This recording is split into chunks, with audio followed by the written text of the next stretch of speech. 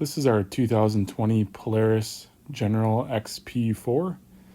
When we bought this machine, we bought it with the factory cab kit, which included the doors, both front and back, the windshield with a wiper kit, and the rear panel.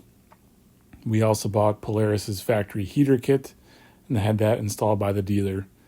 The doors, the other panels were all installed by us. We also bought the factory headliner for this machine to kind of round out the look. We were one of the first people to get one of these Generals. We were actually on the waiting list to make sure that we could get our hands on the XP4 as it was sought after. The first thing that we did was we upgraded the front tires to match the back tires. The front tires come stock with the steering tire on it, which has a little bit more open surface area. And the trails that we ride on in northern Wisconsin have too many potentials for rock punctures. So we ended up upgrading the front tires to match the rear Pro Armor tires. So that was the very first thing that we did. This has, of course, the factory bumper on it, the factory winch, which is included with the Generals. We continue to use the steel cable. The other thing that we upgraded on this machine were the mirrors. We added Maverick mirrors. They were really hard to find. It was hard to find mirrors that worked with the doors, as the doors would interfere when they opened with a lot of the other mirrors that were on the market. So we found these mirrors from Maverick and they worked out perfect. There's a little bit of sight blockage on the passenger side, but overall they work well with the doors. We also put a tint on this machine. There is a 50% tint on the front windshield and then 20% on the side windows, which is still pretty dark. It doesn't look very dark now, but when you get it at night, it can be hard to see. So there you'll see the rear glass.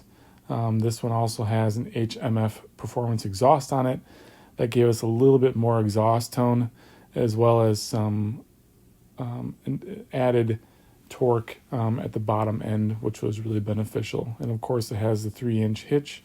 We just have a little receiver in there for when we pull things around the yard and so forth. This does have a dumping box, of course. As you can see, we covered the entire machine in a gloss black wrap, just to kind of cover up the stock graphics, which were gray and orange. The interior is pretty spacious on this. One of the things that we did, you'll see here the soft touch doors. They're a really nice material with the aluminum grab handles as well. It's really nice. It's even better than the Polaris North Star Ranger that we had. But what I was going to say is one of the things that we did is added about 3 layers of sound deadening on the back wall of the General, just to minimize some of the engine noise as well. It's very comfortable in the cab. You can have a conversation while you're rolling along, which is what our goal was to do, as we often have family in this machine when we run it. So it's very spacious in the back. That's one of the license plate brackets that one of our customers made us. We haven't put that on just yet.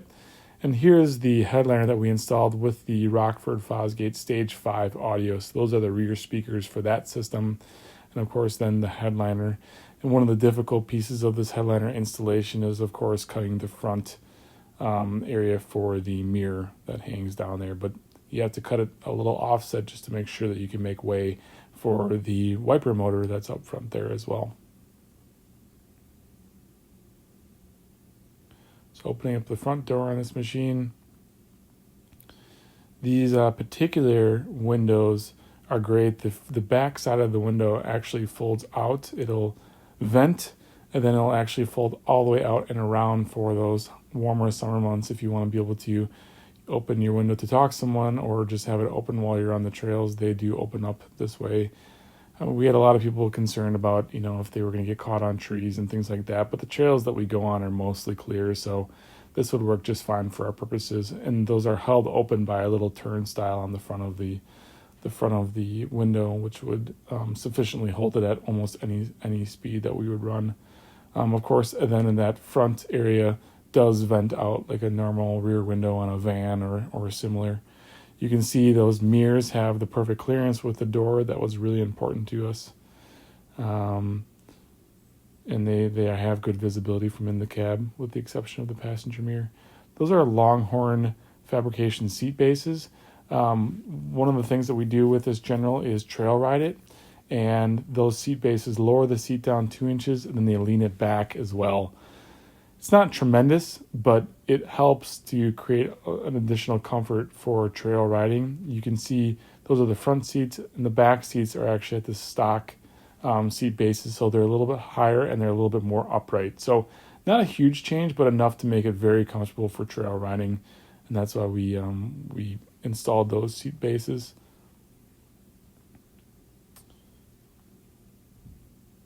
So there is the wiper motor. We can turn the wiper motor on just to show you what that looks like.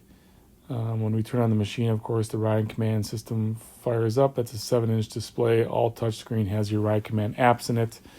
It then shows you some vehicle information, as well as radio and front and rear cameras. Here's the operation of the power wiper, which works great. It has a washer as well on it, and there's a washer reservoir that sits up under the front hood where you can fill up with fluid to use at that, and pumps right through the cab and goes and washes the windshield. There's the rear camera. Then you'll see the Rockford Fosgate audio system underneath the front dash. Those are the extra speakers that mount in with that system, which is plenty loud enough when you're riding. We had it up to almost full speed, and it was absolutely fine when you're riding on the trail with those speakers.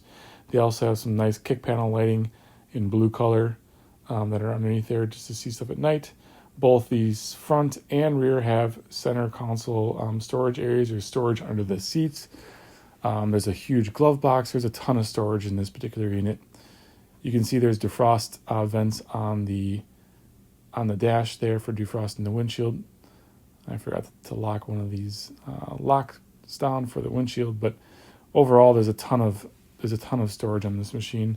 It's great how the doors open up. The rear doors have a gas strut that opens up the door and props it open. The front doors do not have this, but they stay open by themselves. It really gives you a nice access point when both doors are open like this. You can get things in and out very, very easily. We also added some weather stripping along the top of the roof when we sealed that, along the doors as well, to make sure that we have a total tight fit.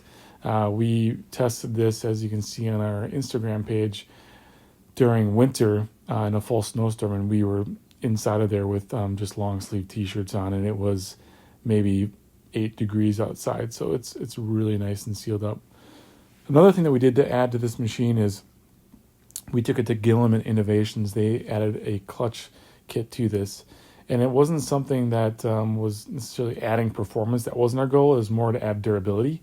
One of the things that happens with these machines is that the ramps in the stock clutches wear out after about 2,000 miles, and so Gilliman rebuilt their clutches with curved lobes, and also put a tighter helix in, so it grabs the belt really nice and gives it a much more positive grip, and also extends your belt life significantly. So that's why we did that.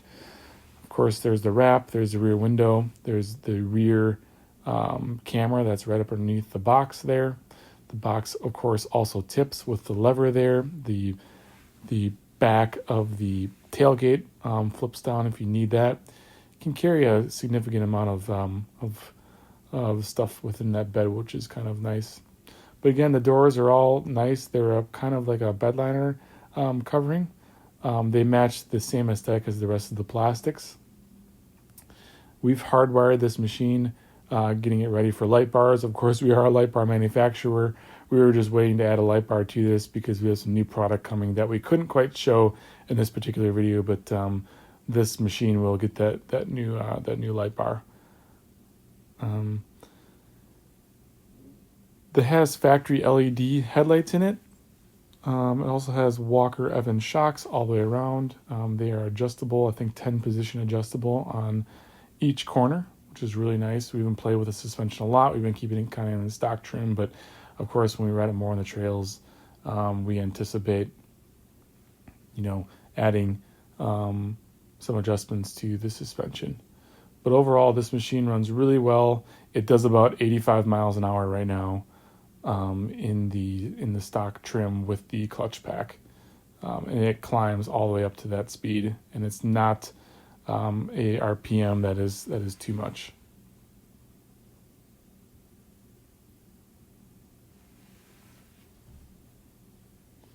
So here we are turning on the machine. I do not have audio of the HMF system, but again, it's the HMF performance exhaust. You can see that anywhere else on YouTube.